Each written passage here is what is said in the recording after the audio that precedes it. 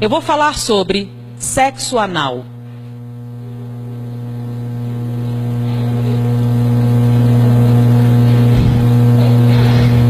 O que vai responder muitas outras perguntas, né? Sexo anal é normal? É um sexo biologicamente viável? Todo mundo devia experimentar? É natural para todo mundo? É bastante prazeroso se você fizer direito? Vocês vão ver isso escrito em todas as revistas. Eu fui numa banca, peguei todas as revistas. Todas diziam a mesma coisa. Prática normal, bastante satisfatória, todo mundo devia experimentar, tem uma forma correta de fazer, tudo isso. Todos os sites pornográficos têm contos pornográficos de que essa é uma experiência extraordinária. Que as mulheres gostam muito, têm medo de fazer, mas se fizer vão adorar. E que os homens vão achar o máximo.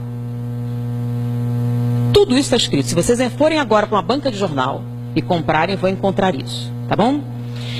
Eu, como disse para vocês, trabalhei durante um tempo numa enfermaria de pacientes terminais do vírus da AIDS. Tá? Era o Hospital Gafreguinli, aquele onde morreu Cazuza. E a enfermaria era a 10ª enfermaria do Gafreguinli, que foi justamente aquela patrocinada por ele. Na época, naquela enfermaria haviam 20 pacientes. Todos eram homossexuais. E quando a gente termina a clínica médica, a gente tem que fazer uma monografia para a conclusão do curso. E como todos os pacientes tinham AIDS, nós escolhemos a AIDS para escrever. Quais as doenças oportunistas que acontecem com o vírus da AIDS? Naquela época não havia o coquetel, o número de doenças oportunistas era muito maior do que era hoje. Então nós pegamos todos os prontuários dos 20 pacientes e pegamos também 100 prontuários de pacientes anteriores. E fizemos a listagem estatísticas das doenças.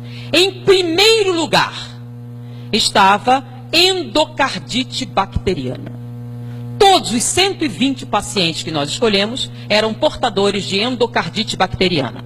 Era a colonização das válvulas cardíacas por bactérias. Então nós colocamos, primeiro da lista, endocardite bacteriana. Segundo lugar, aí tinha pneumociste carine, tinha tuberculose, tinha um monte, aí a gente ficou colocando. Quando a gente foi apresentar para o professor, ele pegou assim, peraí, tá errado. Aí ele riscou bacteriano. Eu fiquei, mas por quê? Todos, aí eu falei, faça uma... Eu fui lá, todos tinham. Aí eu fui no outra enfermaria. Todos eles tinham endocardite bacteriana. Poxa, todo aidético tem endocardite bacteriana. É uma doença que vem com a AIDS. Aí eu voltei lá. Bom, todo paciente imunodeprimido produz inicialmente endocardite bacteriana. Ele disse, não. Mas todos os nossos pacientes têm. Ele disse, mandou ir noutra enfermaria com pacientes terminais, com câncer e outras doenças degenerativas. Nenhum deles tinha endocardite bacteriana. Todos estavam imunodeprimidos. Eu fui na área imunológica. Nenhum paciente imunodeprimido tinha endocardite bacteriana. Bom, endocardite bacteriana não é uma complicação daqueles imunodeprimidos. Então é o quê? Aí esse professor me explicou os fatos da vida, não de maneira tão agradável como vou fazer para vocês, né? Então ele me explicou que isto não era decorrente da AIDS, era decorrente do sexo anal. Como assim? Eu não entendi, ele teve que me explicar, e não foi muito agradável.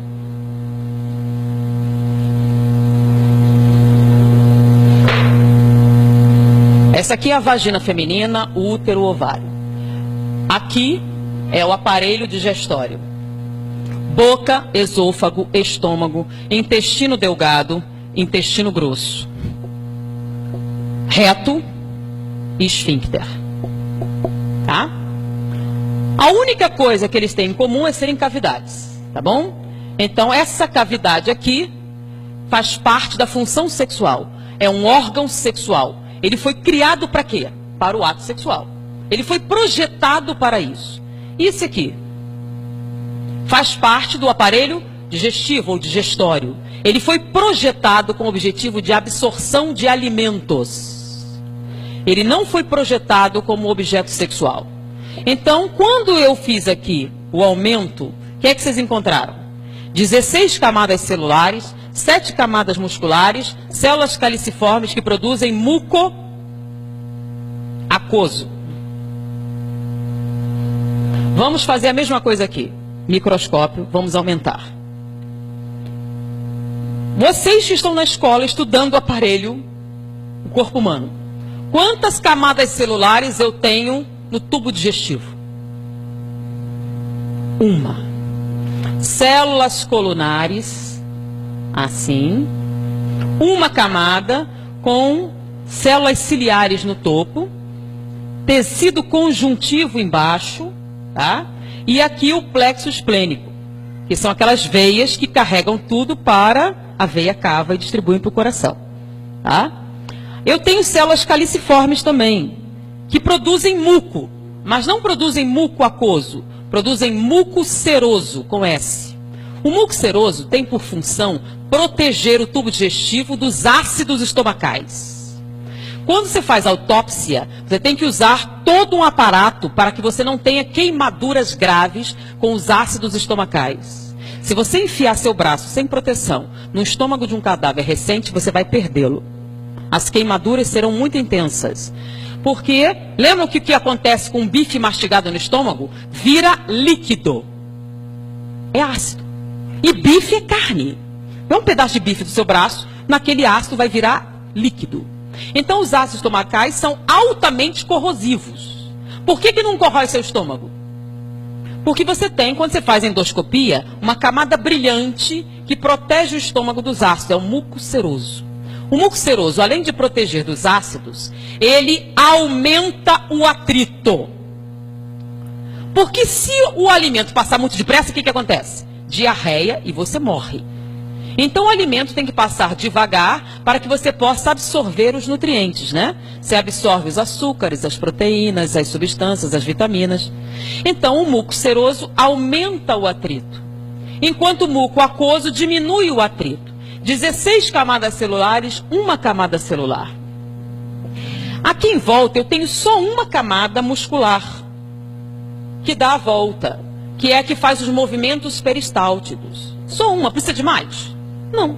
É uma camada que empurra o bolo alimentar ao longo do tubo digestivo. E no final você tem um esfíncter, que é um nervo, que serve o quê? Para reter as fezes.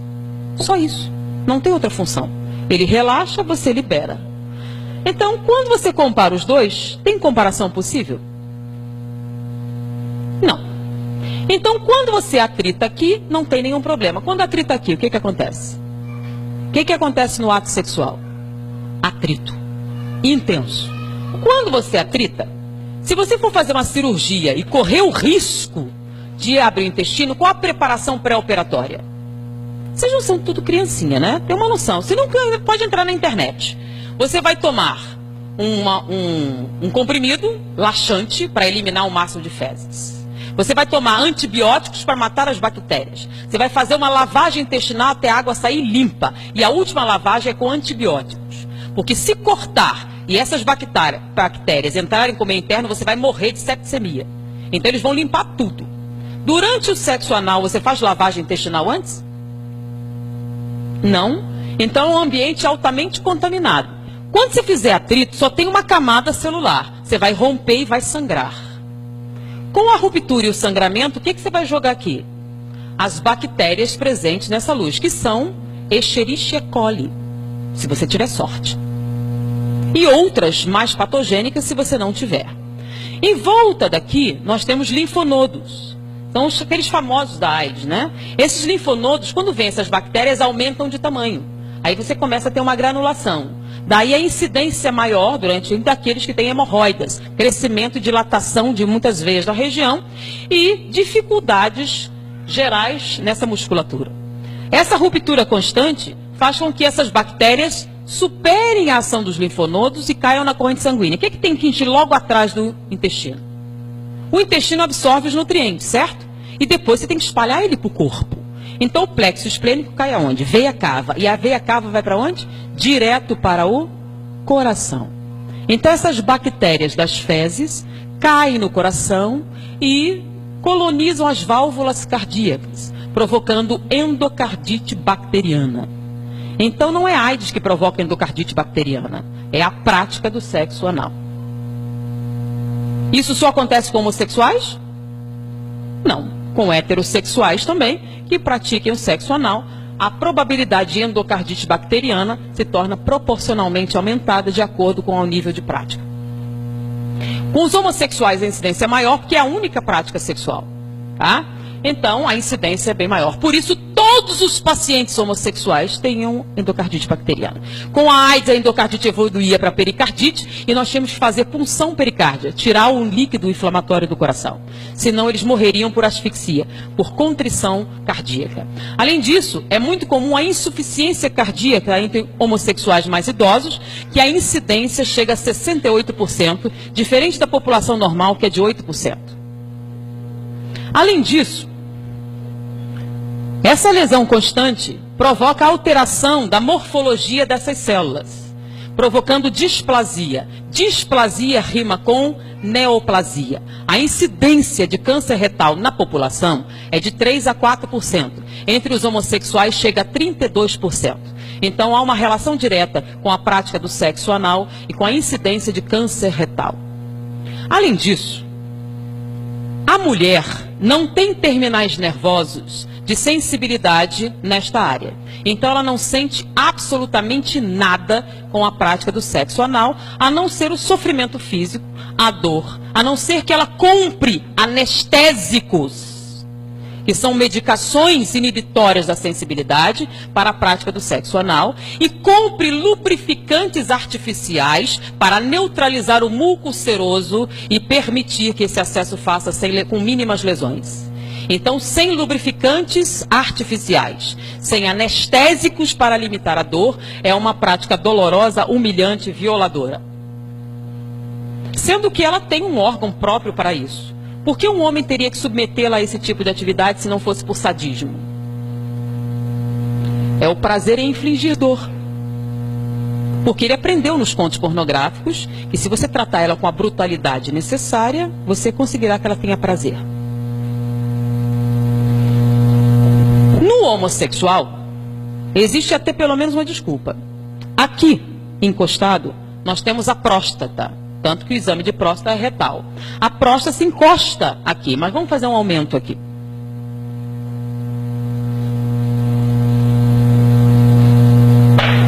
Então nós temos aqui o pênis. E aqui atrás nós temos a próstata, tá? Vou aumentar a próstata, ela não tem esse tamanho, ela está aumentada. A próstata, a parte da frente, que dá para os corpos cavernosos, ela tem uma camada córnea. O que é córnea? Espessa, de tecido cartilaginoso. Com que objetivo? No ato sexual não há impacto? Então, se há impacto, para proteger a próstata, que produz o líquido seminal, que vai nutrir os espermatozoides e permitir a sua reprodução, essa camada córnea protege do impacto frontal. Então, não há nenhum problema para a próstata o ato sexual. Mas se você impactar por trás, então o ato sexual homossexual tem que ser necessariamente violento. Você tem que bater com força para atingir a próstata. Então é o sexo anal e ele tem que ser violento. Então, a não ser que vocês conversassem pessoalmente com alguém, ninguém ia contar. Então, você vai bater com força. Se você bater com força suficiente e traumatizar a próstata, ela sangra, porque essa parte de trás não tem camada córnea. Não se esperava na natureza nenhum impacto posterior. Está protegido pela espinha e pelo intestino. Você bate com força, traumatiza a próstata, ela sangra. Quando ela sangra, produz células inflamatórias. Ela incha. Se ela inchar e você bater com força suficiente, você vai atingir esse feixe nervoso aqui, que dá origem, que está ligado aos corpos cavernosos. Você pode provocar uma ereção. Se você continuar batendo com força suficiente e inchá-la o suficiente, ela pode sensibilizar os corpos cavernosos e você pode até ter, lá pela quarta ou quinta experiência, uma ejaculação. Mas você só vai conseguir essa ejaculação se após essas múltiplas experiências você conseguir a hiperplasia de próstata, sua próstata estiver inchada.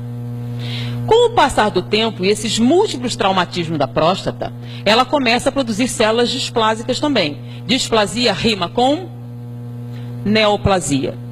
O índice de câncer de próstata na população é grande, até porque não se fazem os exames correspondentes. E existem outras motivações. Então, está alto. Hoje em dia, eles têm chegado a 18%, 20%. Entre os homossexuais é de 68%. Por quê? Porque a prática sexual que eles utilizam pressupõe o câncer de próstata. Não vou nem falar dos problemas que você tem a nível urinário, a nível renal, decorrentes dessa prática. Eu pergunto, tudo isso que eu falei, procurem num livro de fisiologia médica, ou cheguem para qualquer médico e perguntem, tem algum erro nisso? Alguma dessa estrutura anatômica está errada, ou equivocada, ou transtornada? Diante do que ele aprendeu na faculdade de medicina, se você fizer isso, não é isso que vai acontecer?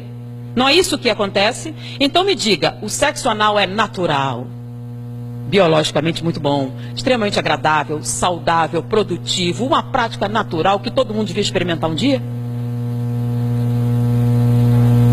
Mas é o que está escrito na literatura. Baseado em que eles dizem essas coisas? Baseado nos contos pornográficos. Baseados nos objetivos de quê? Com esse tipo de prática, o que você tem? Você tem alguém obtendo prazer no sofrimento de outro ser humano. Você pode até se submeter, e muitos se submetem. Inclusive, nós trabalhamos no Instituto Médico Legal há um tempo. Nosso professor era diretor do Instituto Médico Legal. E naquela época não havia o divórcio. Você, para conseguir a separação judicial, você tinha uma medida cautelar. Se você provasse maus tratos, você conseguia isso facilmente. Então, muitas mulheres chegavam falando sobre o abuso. Muitas delas iam preferir o sexo anal, porque nessa situação, como ele queria que ela fizesse isso, e já era um sofrimento, ele era menos brutal. No sexo normal era tão brutalizante, que ela preferia esse, que já doía só pela coisa, então eles batiam menos. Então, diante disso aqui, que as pessoas dizem ser natural, pensem um pouquinho a respeito do que vocês leem, do que vocês escutam, do que dizem na malhação, nas novelas. Tá? E o engraçado é alguns ginecologistas dizerem que o sexo... Eu queria pegar um debate, eu nunca tive a chance de pegar alguém que dissesse, só para eu poder perguntar para ele se ele tinha estudado anatomia e perguntar isso. Eu queria saber como é que ele ia responder. Tá? Então eu sugiro, façam uma pesquisa para ver se essa anatomia que eu falei está correta. Essa análise comparativa para ver se tem razão. E façam essa análise. E me digam se é uma prática saudável. Tá bom? E eu acho que depois disso, muitas perguntas que poderiam sair já são respondidas. Pensem um pouquinho mais. Pensem nas consequências. Pensem no futuro. Pensem no que vocês precisam realmente para serem felizes. E diante disso, vamos orar mais, pedir inspiração, suavizar nossos sentimentos e principalmente não fazer aos outros o que não gostariam que fizessem a você, uma máxima muito importante em nossa vida. Principalmente vocês que são jovens. Vocês têm a oportunidade de ter essa informação. Dividam com seus amigos, dividam com seus pais, dividam com outras pessoas. A partir de hoje, vocês sabem muito mais do que a média dos outros jovens. Foi um prazer estar com vocês. Até a próxima oportunidade.